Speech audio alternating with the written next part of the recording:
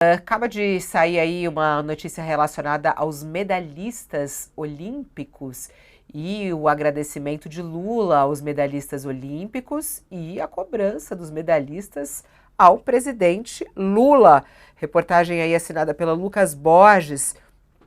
O presidente Lula ouviu hoje cobrança do comandante do Exército, general Thomas Paiva, sobre os cortes orçamentários na defesa durante o Dia do Soldado, inclusive no quartel-general de Brasília. O evento foi justamente para condecorar os medalhistas olímpicos militares. E Lula esteve lá, estava lá para condecorar os medalhistas e aí ouviu cobrança. Em março, o governo anunciou um bloqueio de 446 milhões de reais do Ministério da Defesa, o corte, que não foi só lá, né? Foi estendido a todos os ministérios em julho, conforme divulgamos amplamente aqui, se dá uma imposição da equipe econômica para cumprir o novo arcabouço fiscal, para cumprir a meta de déficit zero e tudo mais. E a cobrança se deu na ordem do dia. Na fala, Thomas Paiva citou a ação do Exército no combate às enchentes do Sul, aos incêndios no Pantanal, e disse que o espírito da corporação é mantido incólume, mesmo sob os efeitos das restrições orçamentárias que atingem a todos.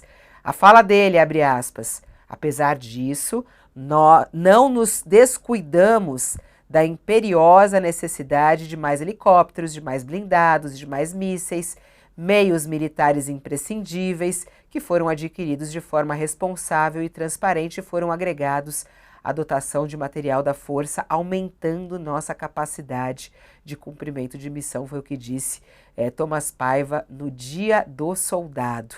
Esse corte de gastos da defesa é sempre muito delicado, né? Esse tema. O próprio ministro José Múcio, que é responsável por articular essa ligação do Planalto com as Forças Armadas, né? Tem sido muito hábil a segurar esses cortes e tudo mais. Vamos lá, ô Sakamoto, como é que você vê aí essa cobrança pública, né, de Thomas Paiva a Lula reclamando dos cortes, no momento em que Lula estava todo feliz lá para comemorar as medalhas dos militares? Olha, Fabiola, o Exército Brasileiro e as Forças Armadas, é claro que elas têm um papel fundamental para garantir a soberania do país. Dito isso, isso não garante às Forças Armadas privilégios.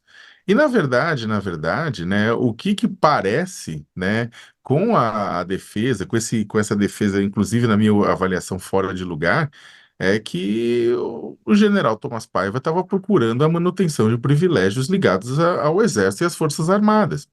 Que privilégios são esses? Durante a reforma da Previdência, enquanto nós, eu, você, todo mundo que tem, que tem, sabe, que paga a Previdência, né, do jeito regular, né, que tem os seus, tudo, a gente sofreu uma mudança na reforma da Previdência, né? Mudou a reforma da Previdência, a gente vai ter que contribuir por mais tempo, por mais valor, perdemos várias garantias. As Forças Armadas foram protegidas, né, durante a gestão Bolsonaro, né? Ao mesmo tempo, as Forças Armadas tiveram, né, valorização salarial, né? Durante os anos Bolsonaro, inclusive, as Forças Armadas ocuparam com cargos a esplanada dos ministérios, né? E não estou aqui discutindo a, a, a competência das pessoas que estavam lá, mas ocupou com cargos o ministério, e as Forças Armadas, que sempre se gabaram de dizer que eram acima de outros servidores públicos, porque nunca se envolviam em casos de corrupção, abundaram casos de corrupção. No Ministério da Saúde, durante a crise das vacinas da Covid-19, abundou coronel pedindo cascalho.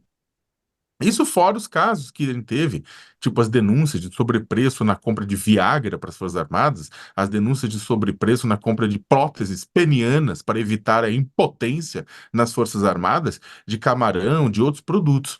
Então, o que que acontece é o seguinte: a gente tem que encarar o esporte brasileiro como uma política de Estado real.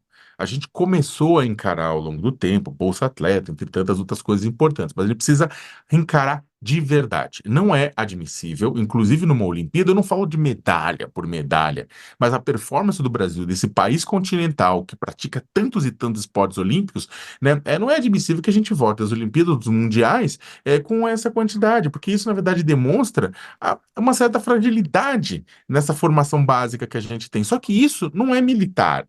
Apesar de ter muita gente que ligada aos militares, os militares dão importância para essa questão, fomentam isso deveria ser uma política de Estado, uma política de Estado civil, para validar todo mundo, todas as periferias, todos os lugares. Então, se há uma cobrança, deveria ser uma cobrança aberta para ter mais dinheiro, como o próprio presidente nesse caso reconhece, mas ele tem que fazer acontecer, é botar, primeiro, pessoas capacitadas e gabaritadas no Ministério do Esporte sejam capazes de executar uma política pública e recursos para política pública, afinal de contas, política pública não dá em árvore, não é aquela coisa, olha, que bonita a superação do Joãozinho, que sem dinheiro nenhum treinava utilizando sapatos feitos com folha de bananeira e hoje ele conseguiu sozinho, parabéns pro Joãozinho. Ah, gente, pelo amor de Deus, né? Tá lá do Estado de investimento pesado nisso, sendo civil e não militar.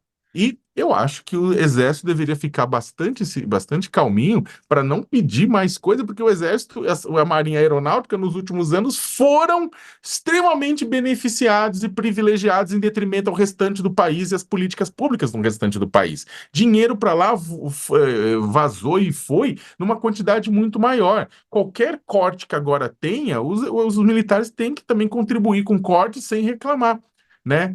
Sem fazer pressão, né? Não é, se no governo Bolsonaro isso funcionava, por quê? Porque os militares estavam com ele no poder, agora, com o retorno da normalidade democrática, isso pode ser mais aceito.